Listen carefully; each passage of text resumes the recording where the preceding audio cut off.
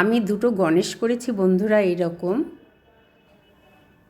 ডেকোরেশনটাই শুধু দু রকমের হয়েছে।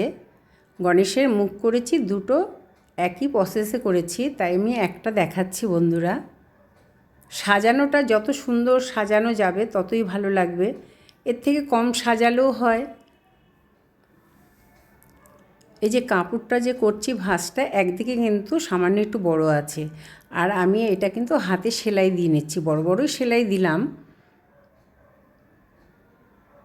হয়ে গেছে। এবার সুটটা করব, সুটটাও আমি সেলাই দিয়ে দেবো।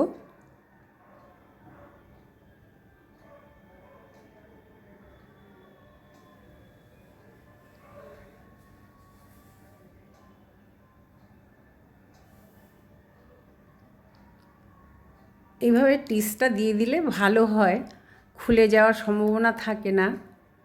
হয়ে গেছে, কানও তৈরি হয়ে গেছে, কিন্তু বন্ধুরা আমি একটু কান আলাদা করে দেবো। আর এই যে ভেতরে যে কাপড়টা দিলাম এটা না দিলেও হয়, মুখটা তাহলে ভরাট হবে, দেখতেও ভালো লাগবে। মাথার দিকটাও আমি সেলাই করে দিয়েছি বন্ধুরা। কানটা এইভাবে করে আমি লাগিয়ে দিচ্ছি।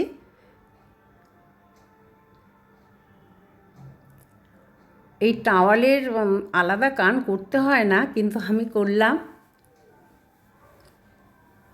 যত বেশি ডেকোরেশন করা যাবে ততই ভালো লাগবে।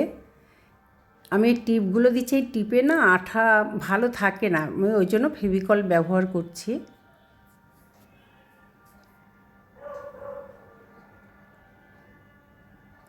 কেমন হয়েছে বন্ধুরা জানাবেন।